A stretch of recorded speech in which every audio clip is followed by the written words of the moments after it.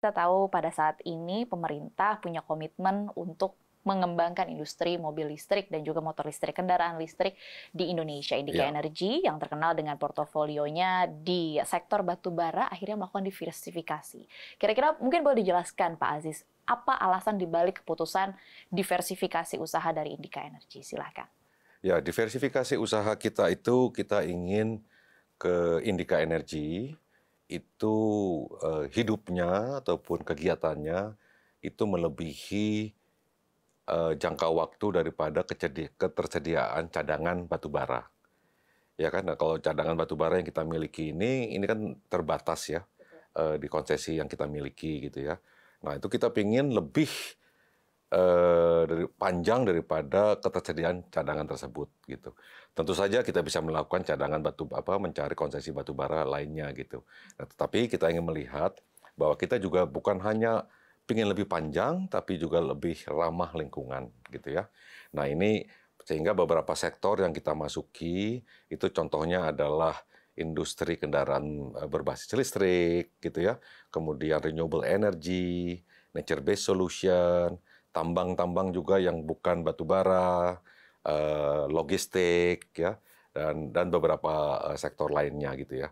Itu yang melatar belakangi supaya kita bisa lebih jangka panjang, sustainable, dan juga lebih stabil gitu ya dalam kehidupan Indika Energy secara keseluruhan gitu. Oke, baik. Terima kasih Pak Aziz atas jawabannya. Mungkin kita agak sedikit mundur lebih mendasar begitu Ya, pertanyaannya, di mana kita tahu pada saat ini Indonesia, pemerintah sedang memperjuangkan bagaimana caranya membawa Indonesia menjadi raja kendaraan listrik. Kalau ya. dari Pak Aziz sendiri mungkin, atau dari Indika Energy, apakah melihat ini adalah goal yang realistis sampai saat ini? Ya, tentu saja ya. Karena mengapa?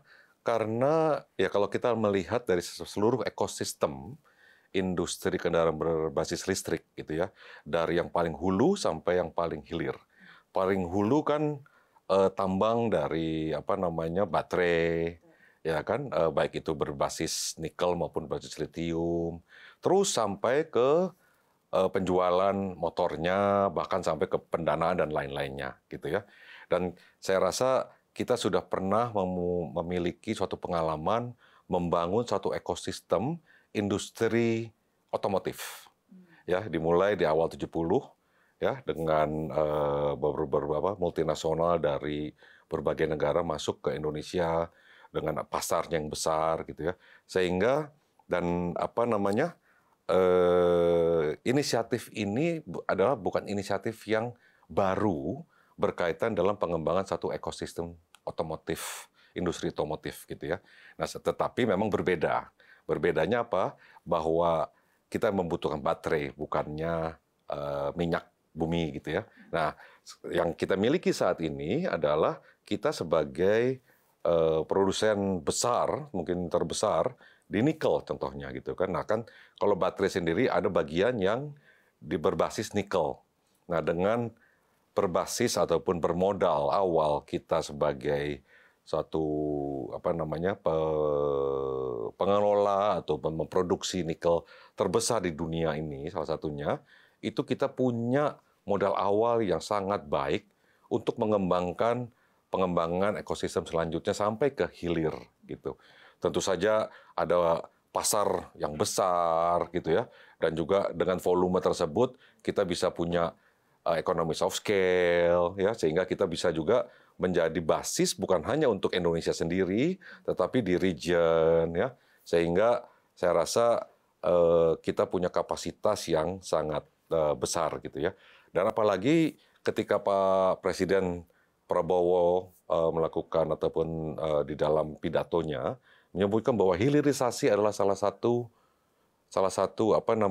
prioritas ya.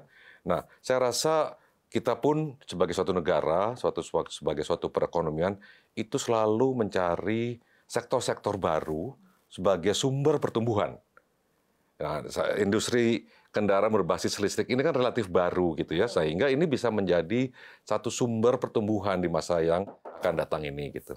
Oke, baik. Lalu kalau dari Indika Energy tadi Anda sudah menyebutkan bahwa betapa ini adalah potensi yang besar, Indonesia juga negara yang besar sebagai pasar. Iya. Namun di sisi lain tadi seperti Anda sebutkan, ini adalah industri yang baru juga. Iya. Apakah dari Indika Energy akhirnya berhasil melihat ada potensi investasi yang menguntungkan kalau akhirnya membuat atau memutuskan untuk diversifikasi, dan mungkin boleh disebutkan kira-kira akhirnya diversifikasi dalam bentuk apa Pak yang dilakukan oleh Indika Energy? Baik, saya rasa yang paling penting dalam suatu kegiatan ekonomi ya, tentu saja profitability, ya profitability. Yang kedua adalah skalanya ya. Yang kedua adalah skalanya. Jadi profitable dan skala. Ya, nah saya rasa tadi sudah disebutkan oleh Mbak Dina bahwa pasar kita besar ya, harusnya punya potensi besar dari sisi skala. Ya, skala ini akan menentukan economies of scale sehingga menjadi lebih profitable gitu ya. Nah, tetapi bagian mana yang harus kita mulai dari mana? Ya, ada beberapa perusahaan yang memulai dari hulu. Ada beberapa perusahaan yang memulai dari hilir atau bahkan dari tengah, dari teknologinya, dari solusinya gitu ya. Kita memilih sebagai Indika Energy itu memulainya ketika kita masuk ke industri motor kendaraan berlistrik beroda 2 dengan cara branding gitu ya. Jadi marketing, product development sebagai solusi kepada masyarakat gitu ya. Nah, ini diharapkan bisa menjadi katalis untuk kemudian pengembangan hilir selanjutnya dan terutama juga ke hulunya gitu. Jadi kebutuhan listrik seperti apa, kemudian ketika baterainya kita sudah bisa define kebutuhannya seperti apa, kita bisa tahu juga nanti teknologi seperti apa yang dibutuhkan berkaitan dengan baterainya.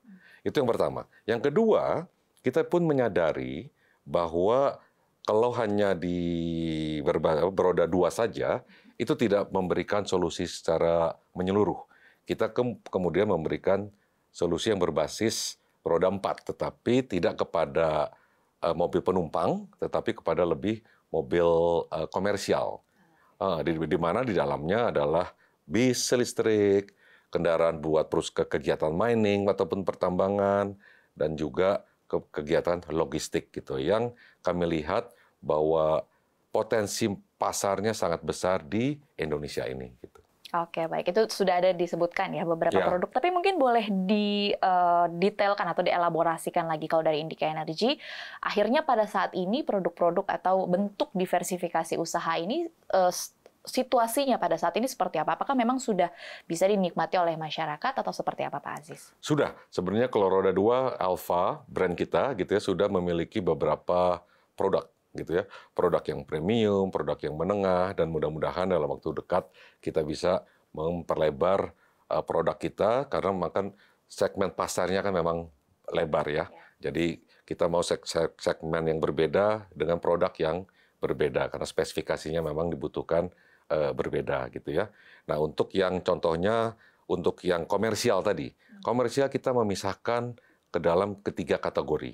Satu adalah transportasi publik, yaitu bis listrik.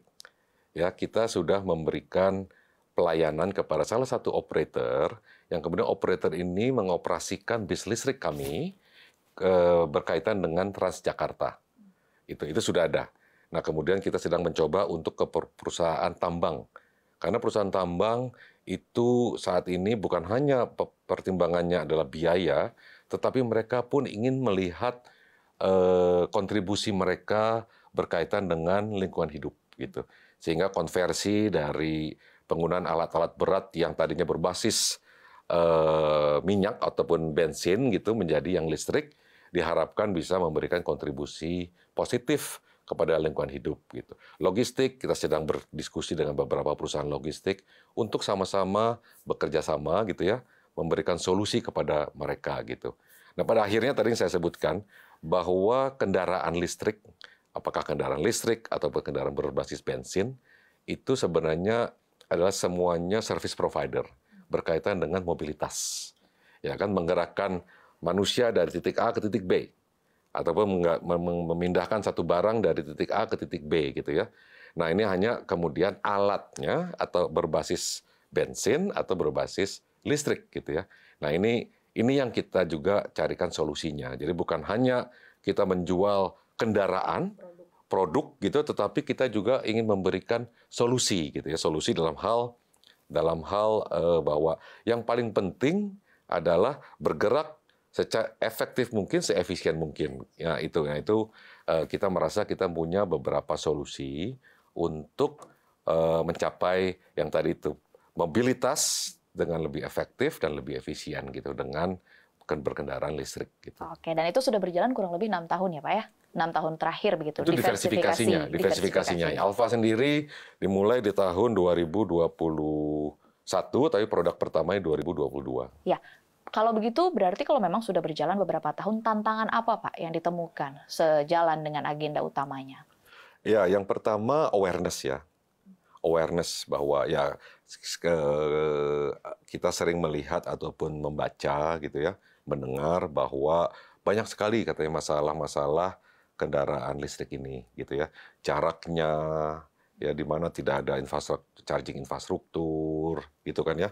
Kemudian baterainya kadang-kadang soak gitu ya. Kemudian apa namanya? Kalau banjir jadi masalah, kalau ini berkaitan dengan roda 2 gitu ya. Nah, itu adalah persepsi ya. Nah, ini yang kita sekarang bersama-sama teman-teman di industri itu juga melakukan kampanye untuk meningkatkan awareness gitu ya, bahwa ada satu awareness ya dalam hal persepsi-persepsi tersebut tidak semuanya benar. Itu yang pertama ya. Yang kedua tentu saja tadi solusi-solusi pun harus kita berikan sebagai satu kesatuan utuh gitu ya. Contohnya tadi jarak gitu ya. Kan kalau sekarang kita keluar rumah naik motor berbasis bensin itu mungkin 2 kilo dari rumah udah ada pom bensin ataupun yang 2 tak ataupun Pertamini gitu ya. Gampang, mudah sekali gitu kan ya. Nah, sekarang kemudahan-kemudahan itu harus juga diberikan kepada konsumen gitu ya, sebagai usernya gitu ya. Jangan sampai mereka merasa bahwa kehilangan comfort-nya ketika mereka berpindah ke kendaraan berbasis listrik.